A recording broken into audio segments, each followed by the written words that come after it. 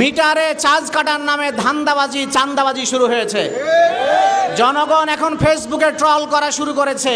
প্রত্যক্ষভাবে সরাসরি চাঁদা না নিতে পেরে সার্ভিস চার্জ, ডিমান্ড চার্জ আর মিটার চার্জ, তিনটা চার্জ একটা মিটারে।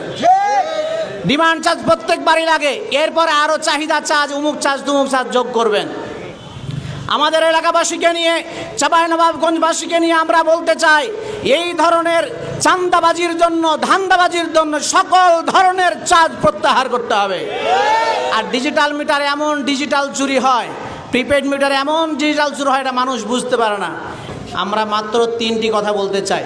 এক নম্বর কথা হলো, আমরা কয়েকদিন আগে চাঁপাইনবাবগঞ্জ পল্লী বিদ্যুৎ সমিতি দায়িত্বশীলদের সাথে কথা বলতে গিয়েছিলাম। ওনারা বলেছেন সারা বাংলাদেশের 46টা বিদ্যুৎ উৎপাদন কেন্দ্র বন্ধ আছে গ্যাস সংকটের কারণে।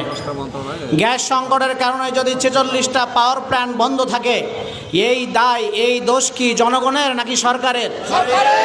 তো সরকার যখন ইন্টারিম গভর্নমেন্টের সময় তো আপনারা খুব চিল্লাই দিয়েছিলেন যে নির্বাচিত সরকার না হলে দেশে উন্নয়ন হবে না। আমরা তো মনে করছি এদেশের জনগণ দেখেছে ইন্টারিম গভর্নমেন্টের সময় কারেন্টের অবস্থা, বিদ্যুতের অবস্থা, লোডশেডিংয়ের অবস্থা কি এত খারাপ ছিল?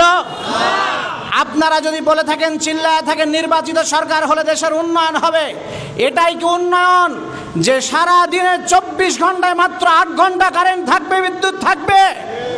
সম্মানিত উপস্থিতি, আমরা সরকারকে বলে দিতে চাই, 46টা উৎপাদন কেন্দ্র যদি গ্যাস সংকটের কারণে বন্ধ থাকে, এখানে গ্যাস সরবরাহ করা, বিদ্যুৎ উৎপাদনের জন্য প্রয়োজনীয় কাঁচামাল সরবরাহ করার দায়িত্ব তো সরকারের, এই দায় জনগণের নয়।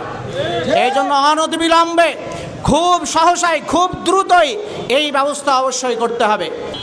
আমার 3 নম্বর এবং শেষ কথা হচ্ছে, আমাদের জেলাতে এখন 2 জন জেলা প্রশাসক, একজন সরকারি জেলা প্রশাসক আর একজন জনগণের কাছে হেরে যাওয়া অনির্বাচিত জেলা প্রশাসক।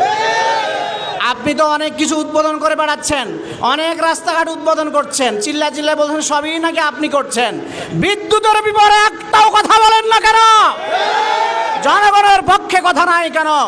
যদি সাহস থাকে নিজ দলের সমালোচনা করতে পারেন, সংবিধান অনুযায়ী তো আপনার পদ যাবে না, কারণ তো আপনি এমপি না। এমপি হলে না নিজের দলের সমালোচনা করতে পারে না। সাহস থাকলে জনগণের পক্ষে এই সকল প্রতারণার বিরুদ্ধে কথা বলে তারপরে দেখান। আমরা আজকে জেলা প্রশাসক বরাবর স্মারকলিপি প্রদান করব। নেসকো রেক্সনের কাছে আমরা যাব, চাঁপাইনবাবগঞ্জ পল্লী বিদ্যুৎ সমিতির জেনারেল ম্যানেজারের কাছে আমরা যাব। প্রশাসনিক বিভিন্ন জায়গায় আমরা এই স্মারকলিপির অনুলিপি প্রদান করব। আপনাদেরকে সাথে নিয়ে আমরা কাজ করতে চাই। আমাদের আন্দোলন আজকে শুরু হলো। অনতিবিলম্বে কিছু কম সময়ের মধ্যে যদি বিদ্যুতের উন্নয়ন সাধিত না হয়, উন্নয়ন যদি আমরা দেখতে না পাই, এর চাইতে বেশি কঠোর কর্মসূচি দেওয়া হবে ইনশাআল্লাহ।